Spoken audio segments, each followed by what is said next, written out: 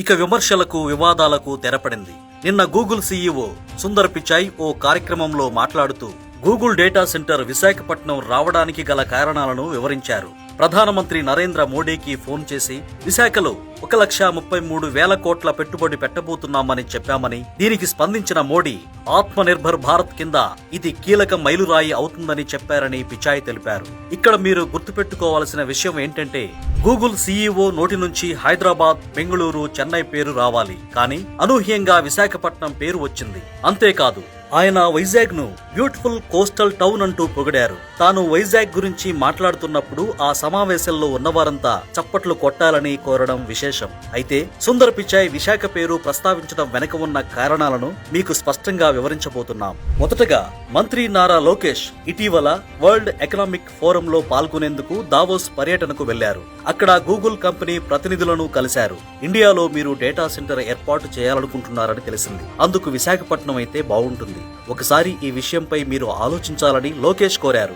ఆ తర్వాత లోకేష్ మరోసారి అమెరికాలో గూగుల్ ప్రతినిధులను కలిశారు. ఆ సందర్భంగా వారు మేము ఇండియాలో అడుగు పెట్టాలంటే కొన్ని అడ్డంకులున్నాయని చెప్పారు. అంతేకాదు, చట్టాలకు సవరణ చేయాల్సిన అవసరం ఉంటుందని, తమకు నష్టం కలిగే నిబంధనలు ఉండకూడదని కోరారు. దీంతో ఈ విషయంపై ముఖ్యమంత్రి చంద్రబాబు ప్రధానమంత్రి మోదీని కలిసి గూగుల్ విశాఖపట్నం రావడానికి ఎదురుచూస్తోంది. అయితే దీనికి కొన్ని నిబంధనలు అడ్డంకిగా ఉన్నాయి, వాటిని మార్చాలని కోరారు. వాటిని పరిష్కరిస్తే కంపెనీ ఏపీకి వస్తుందని చెప్పారు. చంద్రబాబు అడిగిన వెంటనే మోడీ స్పందిస్తూ అంత పెద్ద కంపెనీ ఏపీకి వస్తుందంటే అందరికీ సంతోషమే కదా, ఖచ్చితంగా వారు అడిగినన్ని ఇద్దామన్నారు. ఈ లోపు లోకేష్ ఆర్థిక శాఖ మంత్రి నిర్మలా సీతారామన్, కమ్యూనికేషన్ల శాఖ మంత్రి అశ్విని వైష్ణవ్ను కలిసి వారి సహకారంతో గూగుల్ కు లైన్ క్లియర్ అయ్యేలా చట్టాలను వర్కౌట్ చేశారు. తర్వాత గూగుల్ ప్రతినిధులతో లోకేష్ మాట్లాడి అన్ని సిద్ధం చేశామని, మీరు రావడమే తరువాయి అని మీకోసం ఎదురు చూస్తున్నామని చెప్పారు. గూగుల్ కూడా వీరు మన పట్ల బాగా ఆసక్తి చూపిస్తున్నారు, రాయితీలు కూడా చాలా బాగున్నాయి,